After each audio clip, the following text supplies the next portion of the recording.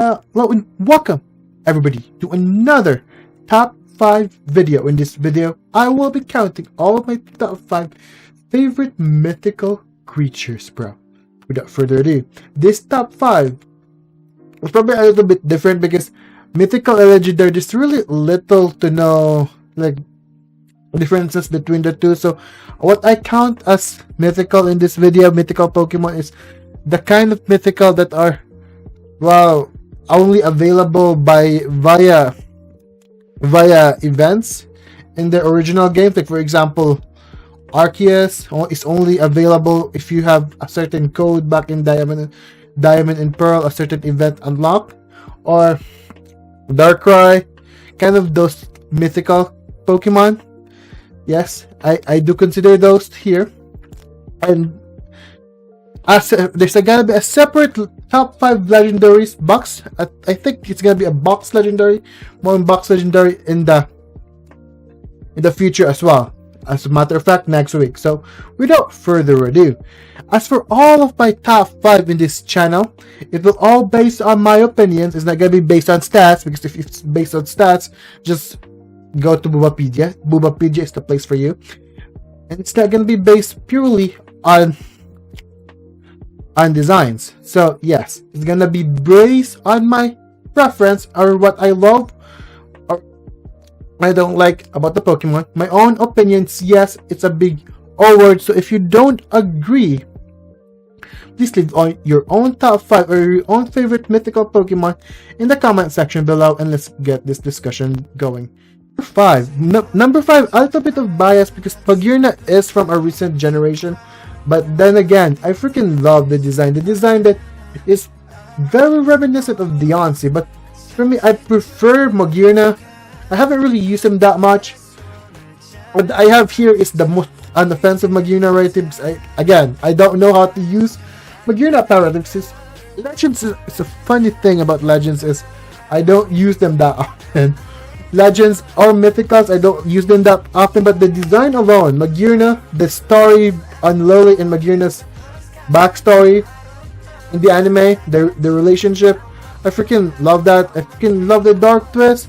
There's a little bit of dark and sad twist on it. I love everything with Magirna.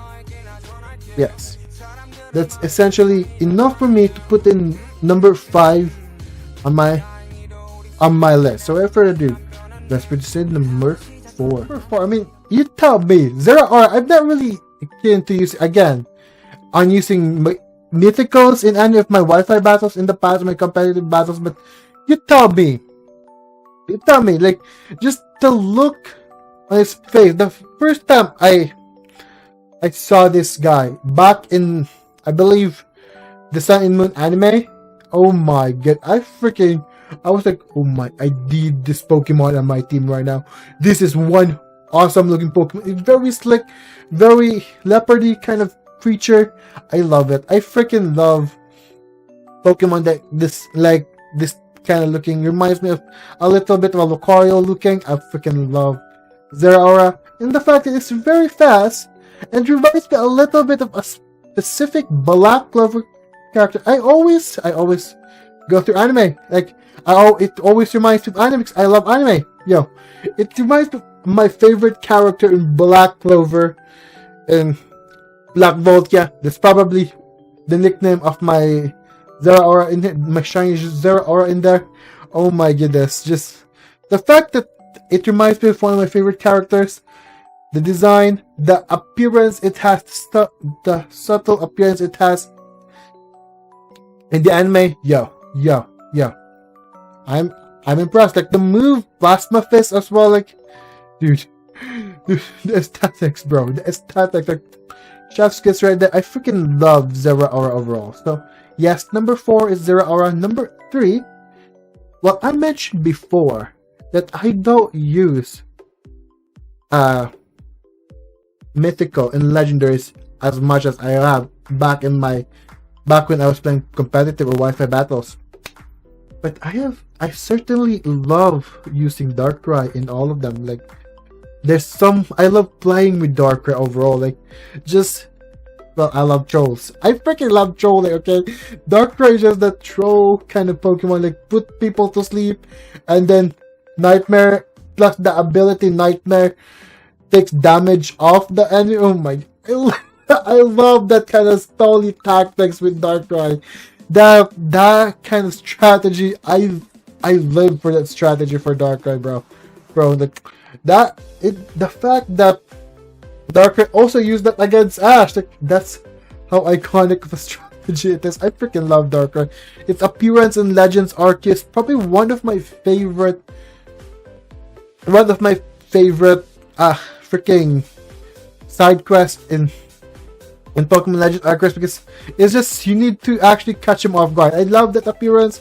I love this whole lore and this whole relationship with Cresselia. So yes, number 3 would be Darkrai. Hello and welcome. In this episode, we will be discussing top 5 legendary Pokemon. My very favorite legendary Pokemon of all time. Yes, it's all based on my opinion. So if you don't agree, please leave your own top 5. Tell me in the comment section below. Who is your top 5 legendary Pokemon? And let's get this discussion going without further ado. Let's start. Solgaleo, bro. So the first time I saw Solgaleo, I was like, wow, that Pokemon is literally just the embodiment of king. Like, wow, what a kingly appearance from a legendary Pokemon, right? Like, out of all the 7th gen legends, I feel like Solgaleo is one of if not the best looking. I mean, I love Lunala, I love Necrozma, but damn, freaking Solgaleo, bro. Solgaleo is just the best looking. He can summon the freaking sun itself. Like, just look at that sun still strike, bro. Stop. Like, dude, the first time, although my one gripes about Solgaleo is the typing. Like, I expected him to be at least fire type. Like, but none of his dual typing is actually fire. So, I question that. Kind of like how I questioned Groudon not being a fire type. So, yes. Without further ado, regardless, I love his design. I love how he looks. I love how regal he looks. How kingly he looks. How he's literally the embodiment of power right there. So, yes.